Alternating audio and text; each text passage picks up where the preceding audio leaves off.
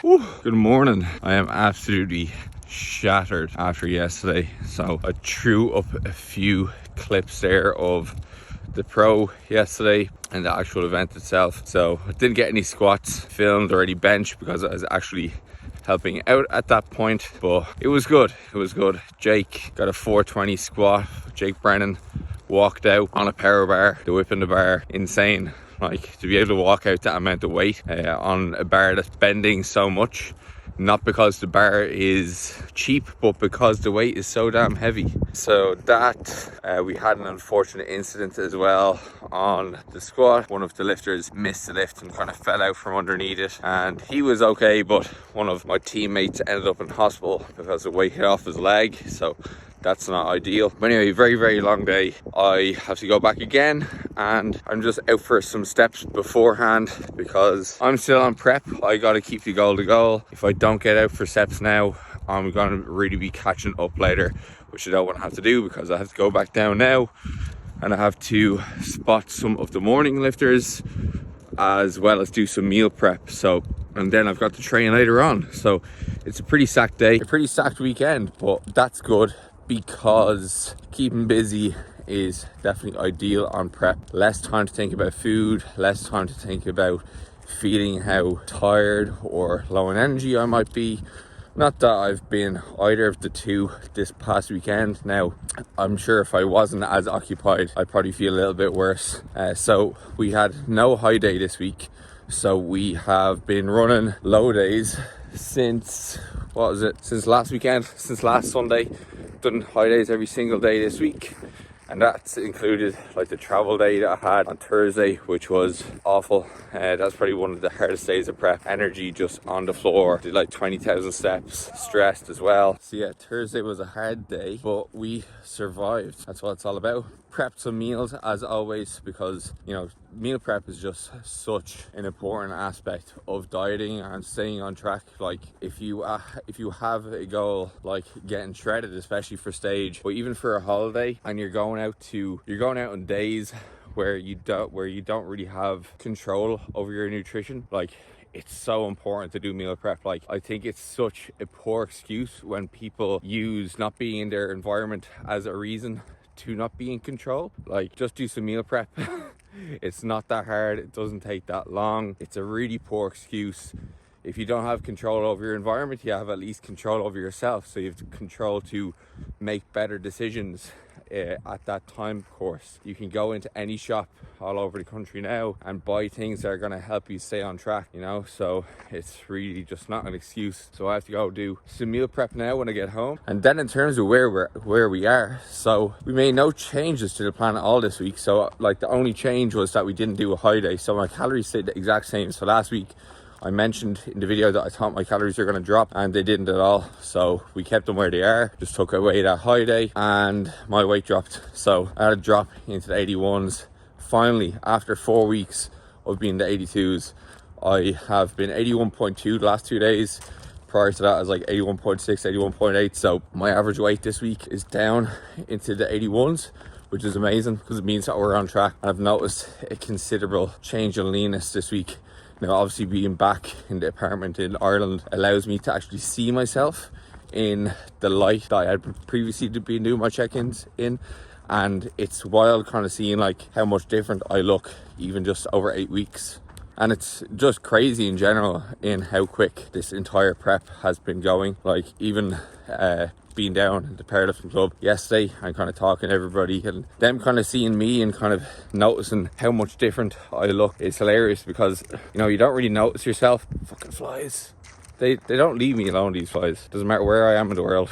But like, you know, obviously when you see yourself every day and on prep, like you're doing a lot of body checking, or at least I am, and being in the heat when you're in Spain, obviously if you're pretty much walking around half naked most of the time, it's hard not to do body checking. But you don't really notice yourself change that much. But obviously when you haven't seen somebody in such a long time, they notice quite a difference. So my diet phase has definitely come in. So yeah, no change to the plan for now. It seems like Brad is pretty content with how things are moving, although we are going to be playing around with some more nutrition this week. I think this week I have 2 lower days where we're just taking away 25 grams of carbs on 2 days. Then we're doing like a semi-high day and then a high day to again just trial a little bit of depletion and refilling, because as you can see in the video, I'm running flat. Like I definitely do look flat, so it's going to be interesting to see how the actual week pans out. But anyway, that's pretty much the extent of like the prep update. There hasn't really been much else happening. Getting back home has been nice. Still trying to find a rhythm with my diet back home, to be fair, purely because I've been so busy the last 3 days since I got home. A lot of errands to run, haircut to get, and finally good haircut, thank God. But yeah, this week I'm looking forward to actually getting stuck into some work and getting back into a good routine and kind of finding a rhythm. just because things run so much smoother when you do have a good routine, you know, set meal times, exactly know what you're going to eat at every interval. I just like living my life that way. It's just way handier. It's less thinking for me to do, and I can just focus on doing, which is the easy part really. So yeah, I'm gonna finish my walk. I might show you some of the rest of the day. I have to train. I think I'm gonna train in West Side because we're right beside abs, and that'll be interesting to see how it goes because my legs are wrecked and so is my back. But look, we can auto-regulate if needs be. And yeah, I'll catch you later. How I missed the Aldi bacon medallions, the smoked bacon medallions. They're just so nice. No harm with having a little bit of veg at breakfast. So usually I'd have mushrooms, but didn't have enough mushrooms today because I used a lot of them for my meal prep. The mushroom man. Do you know the mushroom man? I have broccoli, some mushrooms, 2 eggs, 100 grams of egg whites, as well as 4 bacon medallions, and my oats after, and then we are off for a big day of activity. Extra neat, that's what it's all about. Anyway, so we are back from doing some of the morning spotting, and I'm so glad that that is over. It's one of those activities that it's so repetitive in how you're moving about that, like, it's not even that straining, it's just so repetitive and you're standing around a lot but like kind of barely moving. And those are the kind of times where I actually do feel my most tired. Like I feel like I don't feel like tired when I'm constantly moving but at a fast pace. But when things are kind of slowly moving about, that's when I definitely start to feel like the prep feels a lot more. Anyway, it is 2 o'clock. I'm just having some pre-workout. Gonna head over to West Side, get my session in then.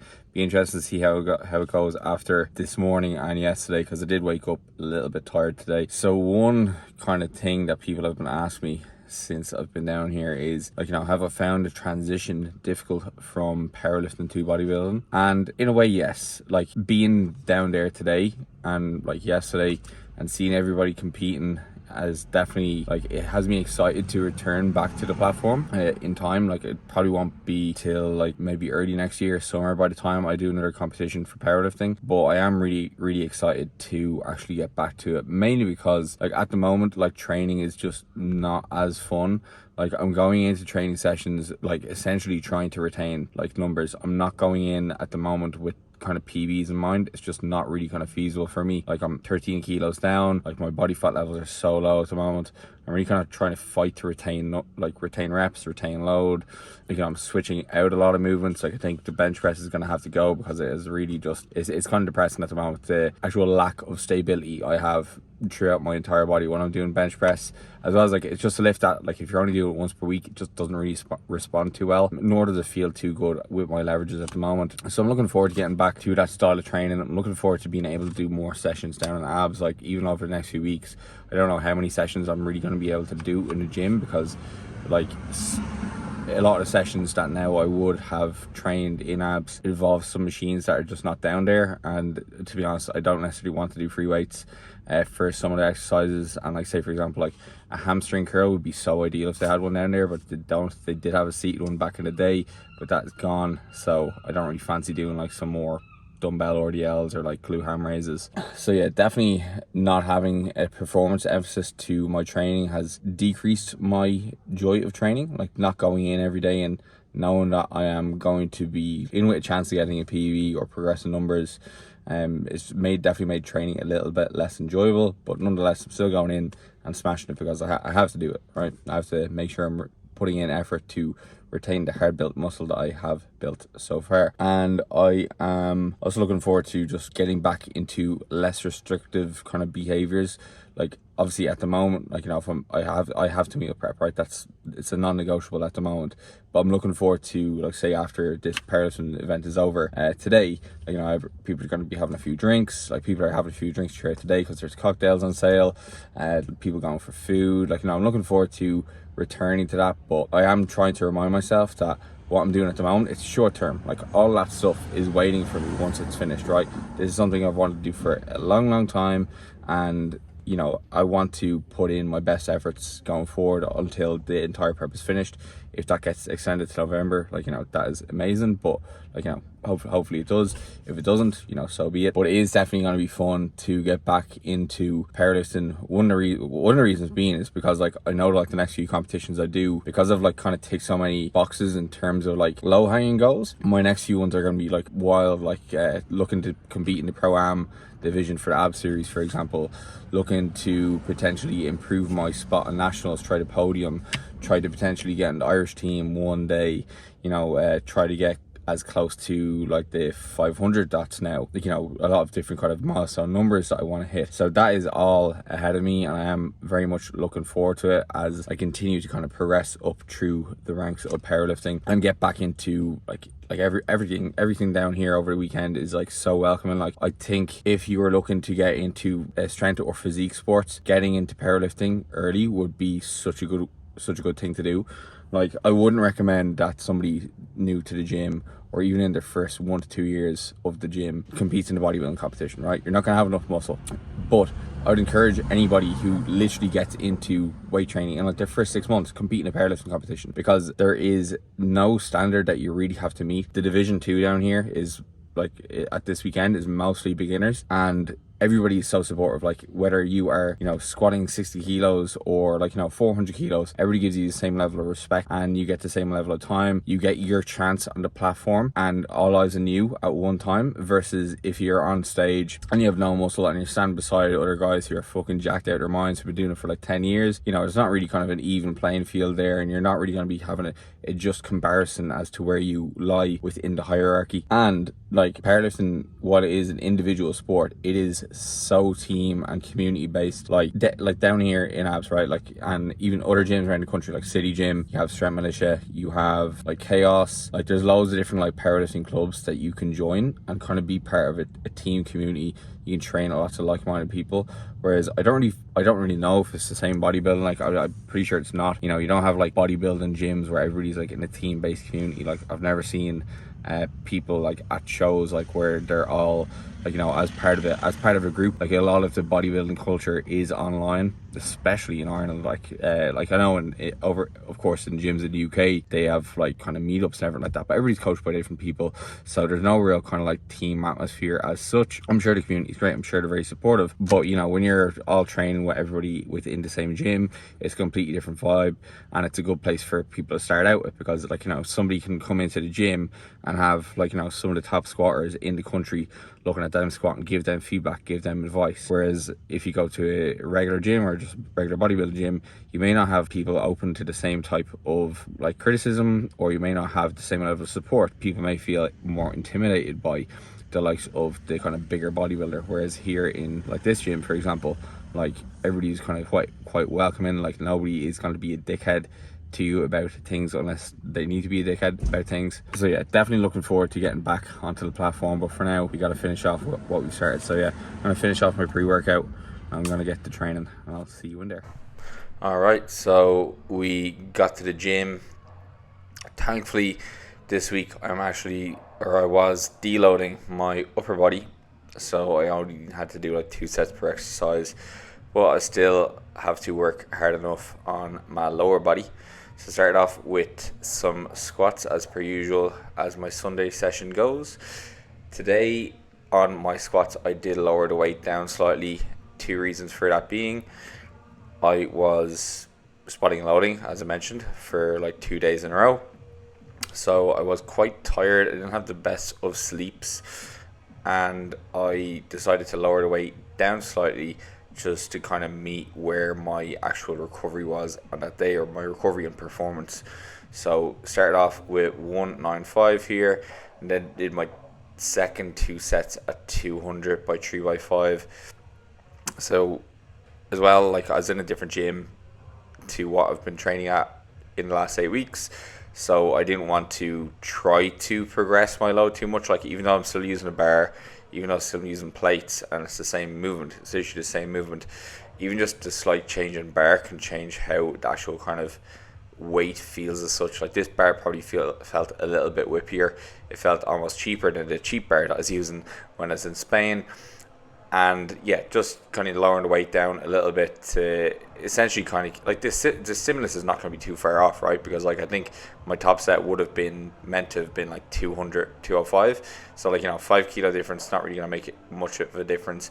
And at the same time, I'm more so concerned with stimulus versus load. So the external load, so the weight in the bar, does not always equate to the internal load. So the actual tension or load that your body's experiencing, right? And that's kind of like what you use something like RPE for, or reps in reserve, right? RPE or RIR can be used to kind of determine internal load, so your perception of load, potentially what the muscle itself is experiencing. External load would be like percentage, or just adhering to a strict have to increase my loads every week by 2.5 kilos to progress, okay? Because like when it comes to actually increasing the stimulus week on week, like while obviously increasing the load or increasing reps is the most easily quantifiable thing that we can use to progress the actual stimulus, we are not always going to perform the exact same on any given day. So that is where things like RPE can come into good use, right? And definitely I do think my RPE was appropriate for those squats. For example, like on my third set squat, which I didn't post because I recorded it in portrait mode, I definitely hit a 10. Definitely, they had 0 reps left. I definitely had 0 more kilos to give. So, it definitely was an appropriate choice, not increasing the load and kind of going where I was. So, you haven't seen me do this exercise actually, because the last time I posted this session, I would have been using chest press, I believe. But we have switched out the close grip bench press or even the machine chest press for an incline sprint machine press. It's a nice guided path of motion here. I can fail the actual movement pretty safely, and I don't really need a spotter. And using it to hit more kind of anterior delts and upper chest. You can see here my delts are getting lean as fuck. Looks so cool. I'm not gonna lie. Seeing your body change like this, I've never seen my body look like this, so it is quite cool for me to see these changes, and I'm so glad that I have started this YouTube so I can document the process, because it's gonna be nice to look back in time and kind of see the kind of changes that has happened in my body, and of course in time when I do my next bodybuilding prep, and however long that is into the future, I can look back and be like, Jesus Christ, I was so small back in my 2022 prep, wasn't I? Way more conditioned and way more size now. So yeah, it's cool to document the process, and I do encourage all my clients, from day one, document your process. Like, even if you are just listening to this right now and you haven't never taken any progress pictures, start it. It doesn't matter where you start from, because if you're going to be consistent with your training and your nutrition, and you are in this for a long time, you are going to see your body change and look hella different over the course of the next few years. It's one of my biggest regrets is not actually documenting my process earlier. Sure, I've got pictures from back in the day when I started, but they're far and few between. They would have been in random lighting. There would have been no structure to them at all. It's nice to look back on them and be like, geez, I've made serious progress since then. And if you are committed to the game, you're going to see those changes. And it's not about where you start, it's ultimately about the journey along that path and kind of where you end up.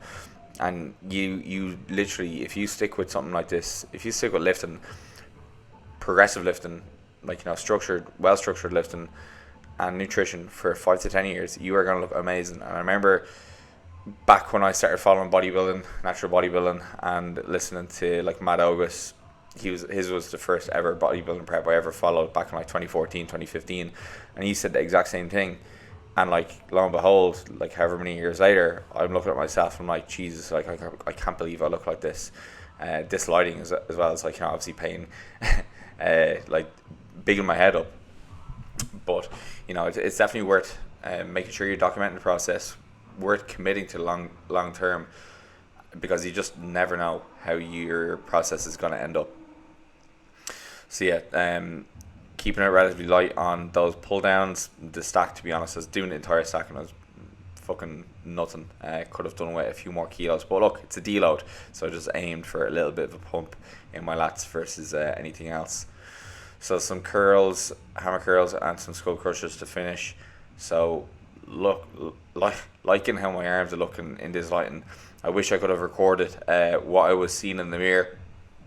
You know, if you could, if there's ever a chance that you could wank off to yourself in the mirror, would have been a chance to do it. But I don't know how appropriate that would be to do so in the gym. But yeah, finishing off the workout with these. So nothing really too special for the remainder of this workout other than watching me doing some curls and some tricep extensions. So I'm going to finish this voiceover now, and you can just keep your eyes on my juicy delts and all them striations, and then I will talk to you in the final clip.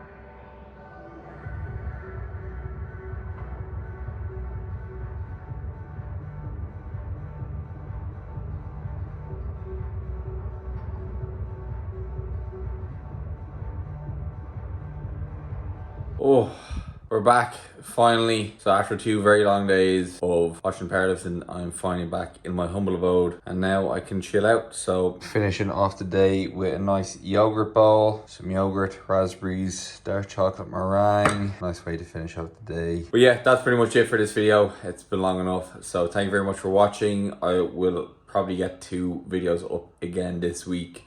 Get back to that usual consistency, as you know, consistency is what it's all about in anything in life. You want to be good at something, you got to be consistent. So I want to get decent enough at this YouTube thing, or at least try grow the following a little bit more. So consistency is where it's at. Same build a physique, same with getting strong, be consistent, and you know, over time all that kind of repetition is going to build up that compound interest. And yeah, so that's it. Thank you very much for watching. I'll catch you in the next one, and peace.